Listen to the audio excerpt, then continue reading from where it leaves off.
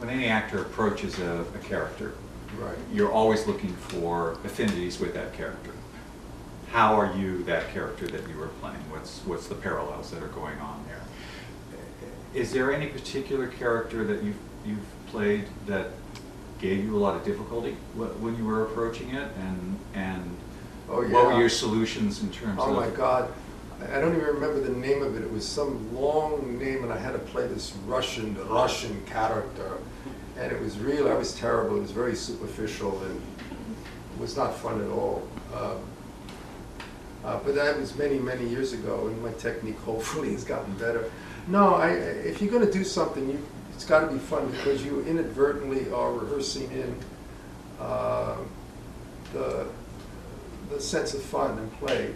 And like Sidney Lumet, one of the things that impressed me about Sidney was that he created on the set a sense of fun and play. Then there are directors, and they come in, they're very serious about everything. Yes. And it's extremely difficult to just play the way children want to play. I think a good director, and Herbert was a phenomenal director as well, because he was very firm about what needed to be done, incredible respect for the art of acting, but created such a sense of fun and play, and very stimulating in terms of ideas. And he would say, why don't we try this, and you could play. I've always been fascinated about his history with Max Reinhardt, and how that legacy of theater got passed down through him to the people who worked with him. You know, Herbert came from a particular period in time. Certainly Max Reinhardt was a contemporary of Stanislavski, yeah. and Herbert, you know, grew up in the beginning of the 20th century. And this was a time when people actually wrote in ink. You dip your pen into the inkwell and you'd write letters. I mean, today everything's abbreviated, you know, MOG, you know, Yeah. whatever. LOL. Yeah, exactly. And there weren't automobiles per se, for the most part. You know, it was horse and buggy. Different mindset, and incredible sense of respect for the art of acting, where acting is related to as a noble art form, not something just to make money. And Herbert was very much against that kind of mindset, which has crept in today more so than ever. Everything is all about the bottom line. Well, of course, he came from. I mean, his history is he came from Austria, and there was state-supported theater, and artists were given a living and, you know, paid to act, right? And he came to the U.S. here, where it's commercial oriented. It's about you know, the market and what people will pay to see, etc.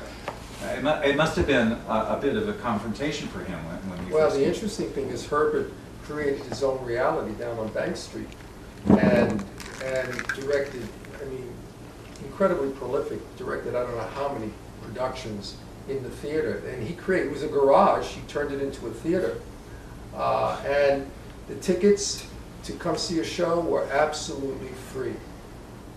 Free. Mm-hmm. You could come and see an incredibly professional show in the theater with great actors, Eli Wallach, E.G. Marshall. Yeah, I've looked at some of the posters in the theater there. It's amazing who worked there. Robert Duvall, it just goes on and on and on.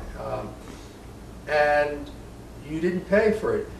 At the end, there was if you wanted to make a contribution, you could make a contribution. And all he was asking was for $25 to contribute to the theater. And if you contributed your $25 to the theater, you were notified of the 6 productions that were being done through the year, and you could bring a friend. So for $25, you could see 6 professional productions with a friend.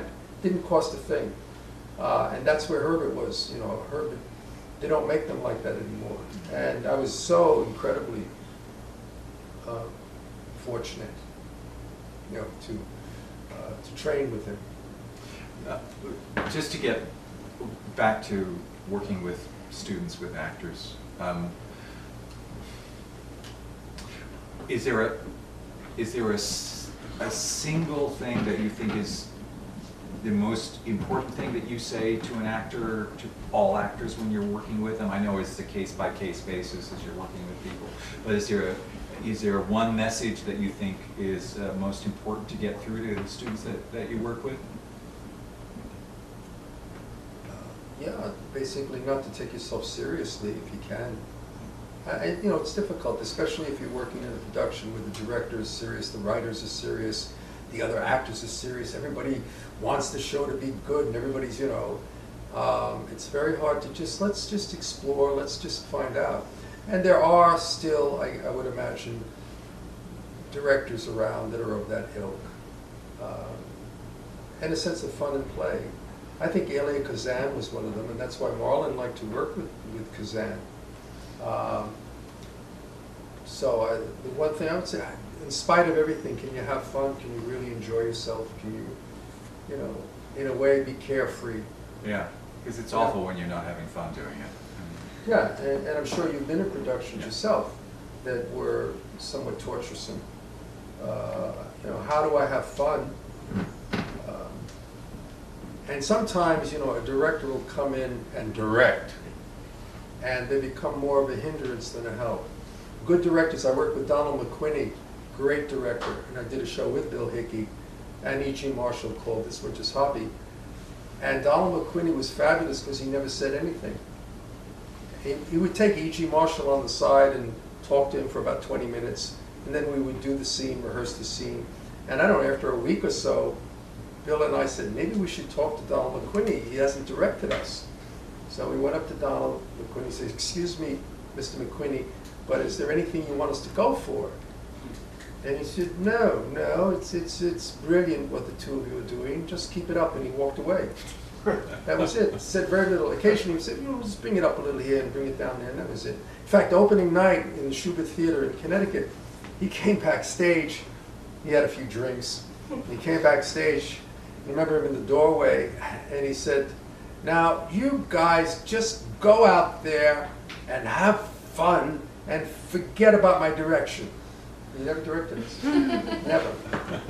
And no, but brilliant. How to keep your mouth shut, how to be smart enough to know where do you encourage the actor, and where do you give the actor things that don't put them into a straitjacket.